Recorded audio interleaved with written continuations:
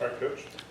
Okay, really our number one goal today in our scrimmage was to give our true freshmen a real look to see where they're at on special teams, offense and defense, to see the guys that are going to have a chance to help this year. Also, the emphasis was on some veterans that we feel like have improved.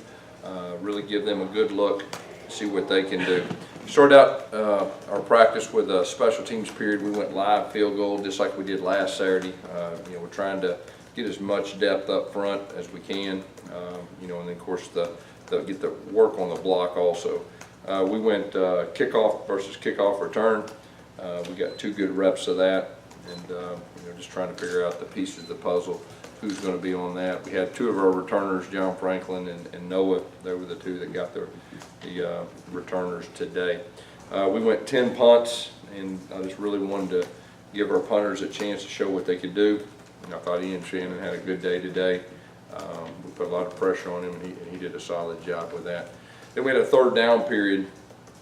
Our 1s-on-1s, our 2s-on-2s, and then we had a couple 2-minute scenarios. Of course, yesterday in practice we introduced the 2-minute scenarios, but there's nothing like being in the stadium with officials and everything with that. And it's also great for the coaches just to get the different scenarios, making sure the players understand the coaches' expectations and all that. And I thought there was some good work with that. Then we went ahead and started the scrimmage part of our practice. We put the ball down.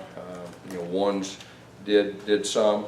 We got some reps with our ones. Like I said, it was a majority probably 2 driven, number 2 driven and young freshman driven, but got some good work.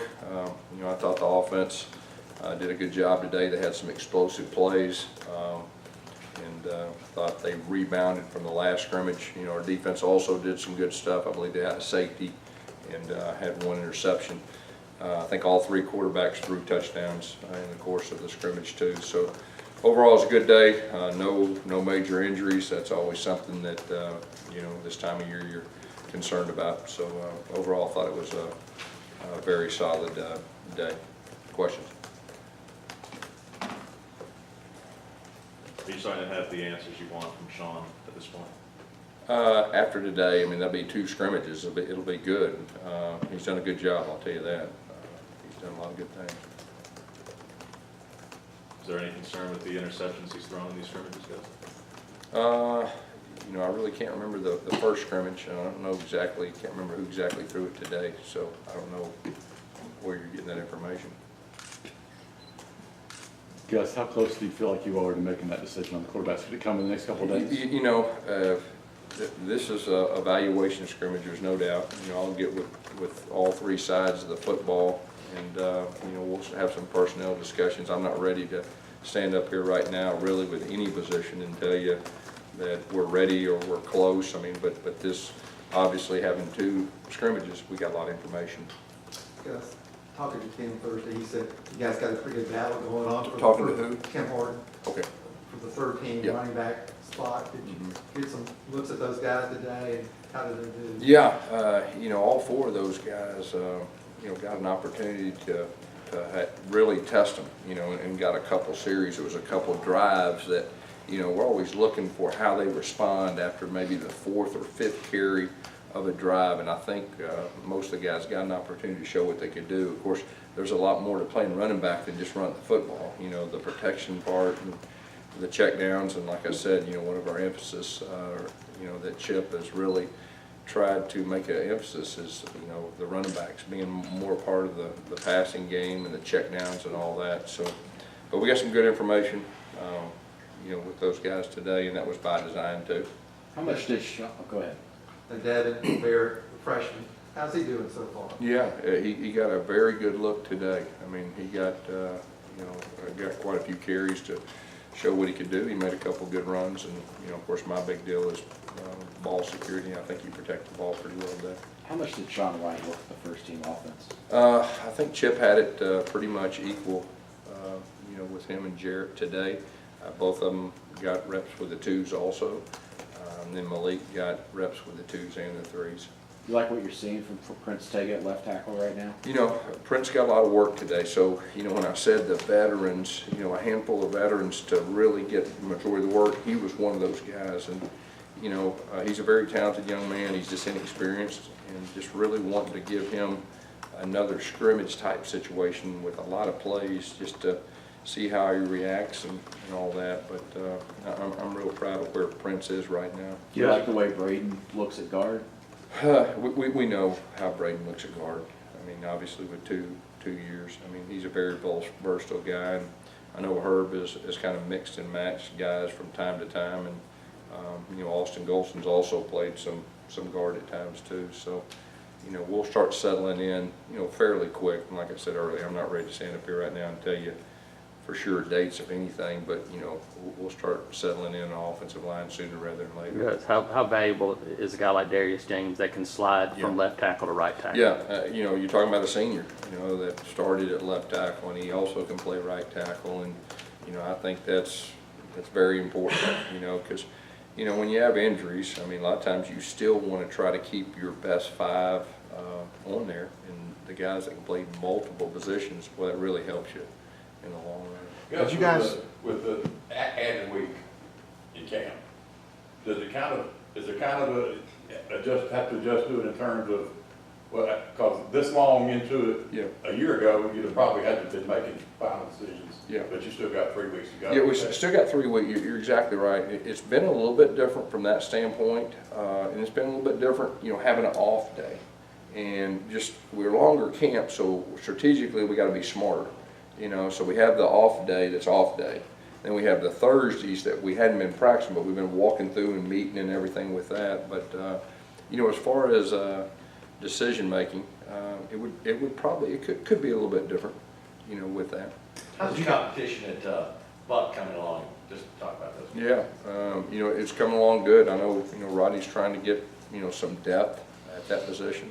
And I think, you know, all the guys we rotated in at times have played well, so just trying to get more consistent. And you know, Jeff Holland obviously is a guy that, you know, is a guy that's a veteran guy that, you know, we have a lot of trust in.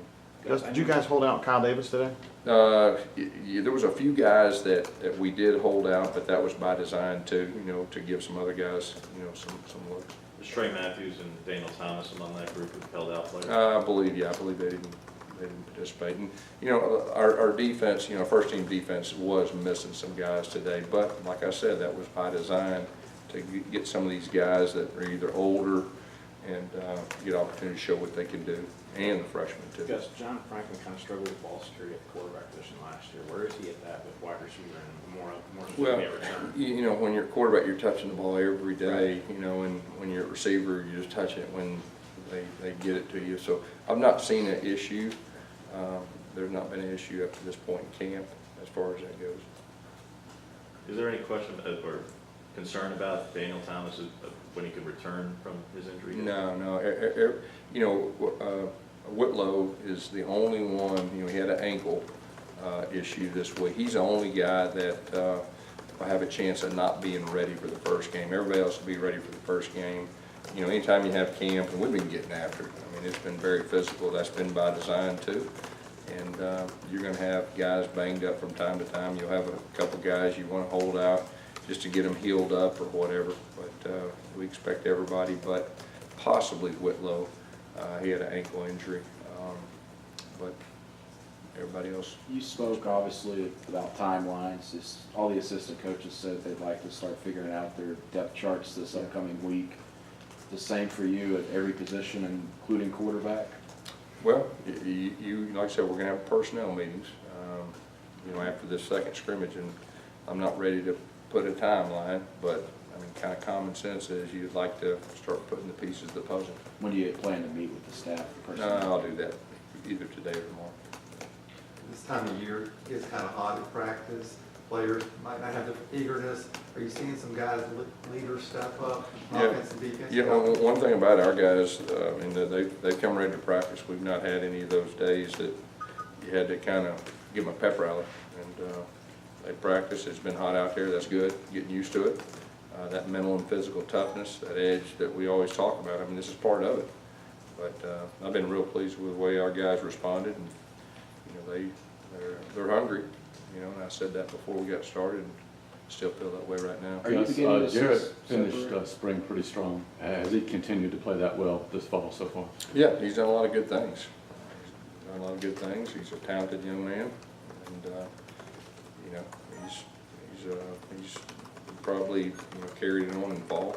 I've been very impressed with Sean White, and I think if you ask Chip, I mean, Sean's like a coach on the field. He knows knows offense inside and out. And Malik Willis, I mean, he's a guy that I'm real happy with. I mean, he's been throwing the ball very well. He can extend plays. He can really run. He's one of our best athletes on our team. So, right now I'd just say the depth at our quarterback position, like I said before, has just really been confirmed. And I know Chip would say the same thing. You're starting to sense some separation at the quarterback spot, though? I'm not ready to say that yet. Like I said, we'll meet and we'll let you know. I'm not ready to say it right now. You got two veteran guys, and Jared and Sean. Any other year, has Malik Willis performed well enough that you'd probably feel good enough to throw him out there if you had to have him? I think that's fair to say. I feel very good about him. And the fact he was here in spring, too, that really helps. So we got a lot of information with him. He's really matured.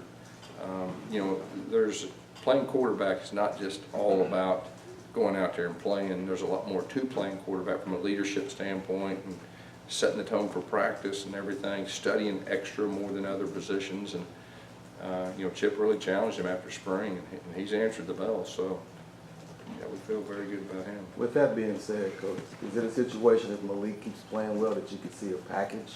Yeah, I'm not ready to even go there. I mean, I'd like the starter to be the starter, and I'm not ready to even go behind. Have you all come across enough data with Byron Cowart to kind of sense if this is going to be a good spot for him, this three-technique thing? I think so. I think he's settling in. I think in spring he starts settling in, and it's like anything else. You get more reps at it, the better you're going to be. And he's shown times that he can rush a passer from inside pretty efficiently. Can you talk about the wide receiver group, how they're developing? Yeah, that was one thing that I probably should have said at the first of the scrimmage. I thought our wide receivers, the young wide receivers, really responded well. They had some explosive plays, and a couple of them caught the ball and made something happen after they caught the ball, broke some tackles. So, it's just a matter of that group just taking that next step, and that's what we challenged them. Last year, a lot of them played. They were very inexperienced. They were learning on the job, learning on the go.